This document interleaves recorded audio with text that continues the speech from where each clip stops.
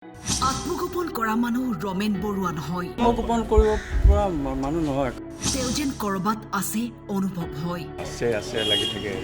23 দিনে পানীৰ তলত থাকিবনে ৰমেন বৰুৱা? 23 দিন পানীৰ তলত থাকিবনে?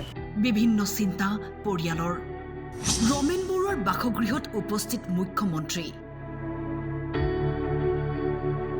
মুখ্যমন্ত্ৰীয়ে ক'লে ব্ৰহ্মপুত্ৰ নদীত ৰমেন বৰুৱাৰ শেষ খোজ পোৱা গৈছে, কিন্তু ৰমেন বৰুৱা ঘূৰি অহা সাক্ষী এজনো নাই। 22 জুলাই পুৱা ঘৰৰ পৰা ওলাই গৈছিল ৰমেন বৰুৱা। আজি পৰ্যন্ত সন্ধান নোলাল। কি আঘাত পাই ওলাই গ'ল ৰমেন বৰুৱাই? সদায় পৰিপাটিকৈ থকা মানুহজন এযোৰ কাপোৰ পিন্ধি ক'ৰবাত আত্মগোপন কৰি থাকিব বুলি বিশ্বাস নহয়, মন্তব্য ভাতৃদীপেন বৰুৱাৰ। আছে লাগি থাকে। আছে নে নাই? 23 দিন পানীৰ তলত থাকিবনে? তেনেকুৱা বিভিন্ন ধৰণৰ ভাৱবিলাক আহে। কৰিব পৰা মানুহ নহয়, কাৰণ একোতো নিয়া নাই, তেনেকৈ টকা পইচাৰ লগত লৈ যোৱা নাই। অকণমানি ফোন এটা আছিলে আগৰ, সেইটোৱে লৈ ঘূৰি ফুৰে সদায়। আৰু এযোৰ ড্ৰেছ পিন্ধিতে বাহিৰত থকা মানুহ ডেইলি ড্ৰেছ চেঞ্জ কৰে। মানে এযোৰ পাইজামা পাঞ্জাবী সদায় পিন্ধেতো বহুত বছৰ পৰা। সেই এযোৰ আজি পিন্ধাযোৰ কালি নিপিন্ধে। ধুব আহি পেলাই গণেশ মন্দিৰৰ পৰা আহি পেলাই ধুব, ধুই পেলাই ইস্ত্ৰি কৰিব দিব, আকৌ বেলেগ নিচিনা। সেই মানুহজনে তেনেকৈ এযোৰ কাপোৰ পিন্ধি ক'ৰবাত আত্মগোপন কৰিব বা থাকিব, সেইটো মোৰ বিশ্বাস নহয় আচলতে। গুৱাহাটীৰ লতাশিলৰ ঐতিহ্যমণ্ডিত এই ঘৰখনত মুখ্যমন্ত্ৰী ডক্টৰ হিমন্ত বিশ্ব শৰ্মা উপস্থিত হৈ বুজ ল'লে ঘটনাৰ। ইমান দিনে কিবা এটা ভাল খবৰ পাম বুলি আশা কৰা মুখ্যমন্ত্ৰীয়ে অৱশেষত ক'লে পুলিচে অক্লান্ত পৰিশ্ৰম কৰাৰ পিছতো তেখেতৰ সন্ধান উলিয়াব পৰা নাই।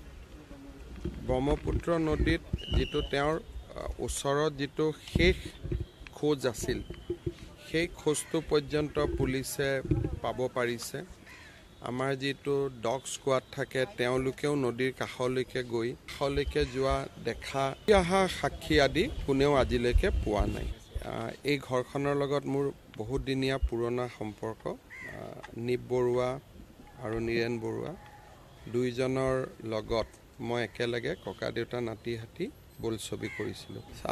SDRF NDRF সকলোৱে চেষ্টা চলাই আছে, পুলিচেও সকলোৱে চেষ্টা চলাই আছে, কিন্তু 23 দিন পিছত আৰু ব্ৰহ্মপুত্ৰ নদীৰ পৰা ঘূৰি অহাৰো প্ৰমাণ নাই। গতিকে কেতিয়াবা খুব ঋণাত্মকভাৱে ভাবিব মন যায়, কিন্তু তাৰ লগত মানুহৰ সদায় মানুহ এটা আশাৰ ওপৰত জীয়াই থকা মানুহ, তাৰ পিছ মুহূৰ্ততে মনত এটা আশা আহে নহয়, কিবা এটা খবৰ পাম। তেনেকৈ দুদুল্যমান অৱস্থাত সকলো আছে, ময়ো আছোঁ। প্ৰবীণ শিল্পীগৰাকীৰ ঘৰখনৰ সংৰক্ষণৰ ক্ষেত্ৰত কি ক'লে দীপেন বৰুৱাই শুনক। এতিয়া ঘৰটোৰ কথা মোৰ মনলৈ পটকৈ নাহিলে। এইটো সংৰক্ষণ কৰিব পাৰিলে ভাল, কাৰণ এইখন ঘৰৰ পৰা কিমান ওলাইছে, মানে এইটো কোনো ভাৰতবৰ্ষত এনেকুৱা নাই।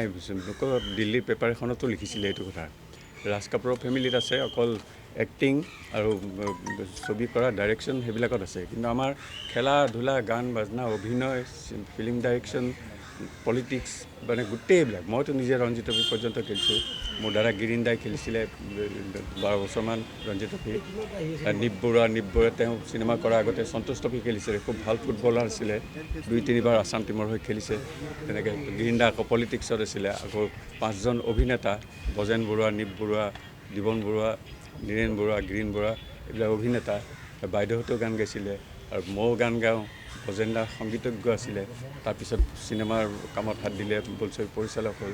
নিপ বৰুৱা তেনেকুৱা বাঁহী সুন্দৰ বজাইছিলে, আৰ্ট কৰিছিলে বৰদাত শিকি পেলাই। তেনেকুৱা গোটেইবোৰ আছে, মানে ইয়াত নথকা বস্তু একোৱেই নাই এখন ঘৰত। ভিডিঅ' জাৰ্নেলিষ্ট অমৰ দেউৰীৰ সহযোগত ৰঞ্জন হাজৰিকাৰ টাইম 8।